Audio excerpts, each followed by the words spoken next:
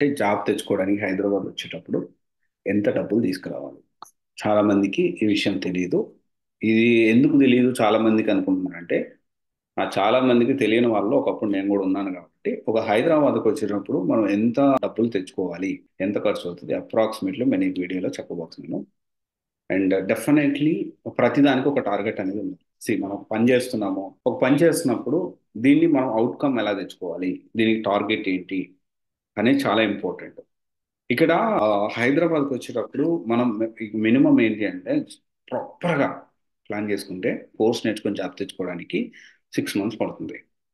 And ఒకవేళ డబ్బులు తక్కువ ఉంటే ఎలా చేయాలి, ఏం చేయాలి అనేది కూడా నేను చెప్తాను. ఇంకోటి ఏంటి అంటే డబ్బులు తెచ్చుకొని హైదరాబాద్కి వస్తేనే ఉద్యోగం అనేది వస్తుందనే కాన్సెప్ట్ కూడా లేదు. అది కూడా లేదు. సో చెప్తున్నా దాని కూడా. ఇక్కడ ఎందుకంటే డబ్బులు ఉంటే ఒక వే, డబ్బులు లేకపోతే సెల్ఫ్ లెర్నింగ్ మీద ఎక్కువ డిపెండ్ అవ్వాలి. యూట్యూబ్లో వీడియోస్ చూడొచ్చు, ఎవరికి కోచింగ్ వెళ్ళాల్సిన అవసరం లేదు. కొంచెం ఎక్కువ సెల్ఫ్ లెర్నింగ్ మీద డిపెండ్ అవ్వాలి. ఒకవేళ కొంచెం డబ్బులు ఉన్నాయి, సెల్ఫ్ లెర్నింగ్ అయితే కొంచెం నేను నేర్చుకోలేను, కొంచెం ఎక్కువ టైం పడుతుంది అంటే ఏదో ఒక కోర్సు మీకు నచ్చిన కోర్స్ జాయిన్ అయ్యి ప్లాన్ చేసుకోవచ్చు. ఇక్కడ కూడా ఇంకోటి ఏంటి అంటే ఆన్లైన్ ఆఫ్లైన్, కొంతమంది ఆఫ్లైన్కి అలవాటు పడతారు. అప్ టు యూ, ఫోర్స్బుల్ లేదు లేదు ఆన్లైన్ అయినా పర్లేదు అనుకుంటే అక్కడ కూడా మీకు కొంత మనీ అనేది సేవ్ అయ్యే ఛాన్సెస్ ఉంది. ఇక్కడ ఓవరాల్గా ఏంటి అంటే ఒక హైదరాబాద్లో మనకి మాదాపూర్, నేను మాదాపూర్ గచ్చిబౌలి గురించి మాత్రమే మాట్లాడతాను. I will not talk about Ameerpet. ఎందుకు అమీర్పేట్ గురించి మాట్లాడడం అంటే అమీర్పేట్ అంటే ఎలా ఉంటుందంటే అక్కడ ఎన్వైరన్మెంట్ అనేది డిఫరెంట్ ఉంటుంది. దానివల్ల మీరు త్వరగా ఉద్యోగం తెచ్చుకోవాలి అని అంటే అట్లాంటి అట్మాస్ఫియర్ తక్కువ ఉంటుంది కాబట్టి highly not recommended. So Ameerpet వెళ్ళొద్దనే అంటాను. నేనైతే వెళ్ళొద్దని అంటే ఇక అప్ టు యూ, ఇక మీ ఇష్టం ఫైనల్లీ. సో మాదాపూర్ గచ్చిబౌలిలో యావరేజ్న 5 షేర్ అయితే 5,000 నుంచి 6,000 హాస్టల్ ఫీజు ఉంటుంది. యావరేజ్న 6 మంత్స్ కాబట్టి 6 6 అంతా 36,000, అంటే 36,000 రౌండ్ ఫిగర్ ఒక 40,000 తీసుకోండి. నెలకి మనం తక్కువలో జాగ్రత్తగా ఖర్చు పెడితే రూ. 1,000 కాడి నుంచి 2,000 కంటే ఎక్కువ కావు ఎక్స్ట్రాగా. సో ఇంకొక 12,000 అంటే 52,000 ఖర్చు అవుతుంది. ఏది మన ఫోన్ బిల్లు అది ఇది అన్నీ కలిపి మనం ఒకవేళ హాస్టల్లో నచ్చిపోయి బయట తినాలనుకున్నా. సో ఆల్మోస్ట్ ఒక 50,000 రౌండ్ ఫిగర్ అవుతుంది. ఏది ఉండడానికి 6 నెలలు ఉండడానికి. 6 నెలలు ఉండడానికి 50,000 అవుతుంది. ఇంకా 50,000 ఉంటుంది. 50,000లో కూడా మనం ఏంటి అంటే మినిమం యావరేజ్ చూసుకుంటే 25 to 30, 35,000 మినిమం కోర్సెస్ అయితే మాదాపూర్లో కానీ ఆన్లైన్లో కానీ ఉంటుంది. 30, 35 కొన్నిసార్లు ఇంటర్న్షిప్ అది ప్రొవైడ్ చేసి ఇంకొస్తే ఎక్కువ ఉండొచ్చు. సో ఇక్కడ యావరేజ్ను 35,000 వేసుకుందాం. ఓకే, 30 to 35,000 ఇంకా 15,000 మిగిలాయి. సో ఈ 15,000 ఏంటి, 15,000 మిగిలాయి అంటే ఇప్పుడు 50, 35, 85,000. సో ఇంకా 15,000 ఏంటి అంటే ఈ 15,000 మనం ఇంటర్వ్యూస్ వెళ్ళడానికి రావడానికి ఛార్జీలు కని పెట్టుకోండి. ఎవ్రీ మంత్ కూడా ఇంటర్వ్యూస్ ఎప్పుడైతే స్టార్ట్ అవుతాయో 100% మీరు ఏం చేస్తారంటే బైక్లో వెళ్ళడం.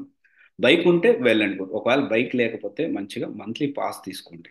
మంత్లీ పాస్ ఎంత 1,200 1,500 ఎంత ఉంటుంది, దాన్ని తీసుకొని దాన్ని మీరు ప్లాన్ చేసుకోవాలి. ఒకవేళ ఇప్పుడు ఇక్కడ కొంచెం ప్రాబ్లమేటిక్గా ఉంది, బస్సులు దొరకటం లేదు కాబట్టి ఇంకేదన్నా మీరు ఒకవేళ బైక్ ఉంటే ఊరు నుంచి బైక్ తెచ్చేసుకోండి. సో హైదరాబాద్కి వచ్చేటప్పుడు ఆ 15,000 కూడా యాడ్ చేసుకుంటే హైదరాబాద్కి వచ్చేటప్పుడు టైం డ్యూరేషన్ 6 మంత్స్, 1,00,000 1,00,000 రూపాయలు డబ్బులు మీరు తెచ్చుకుంటే సర్వే అయ్యి టార్గెట్ పెట్టుకొని 6 నెలల్లో ఈ 1,00,000 రూపాయలు అయిపోయే లోపల ఉద్యోగం తెచ్చుకోవాలి అనే టార్గెట్ మీరు పెట్టుకోండి. ఎందుకు ఈ మాట చెప్తున్నానంటే ఈ టార్గెట్ అయిపోయే లోపల, ఎందుకంటే నేను అలాగే చేసిన.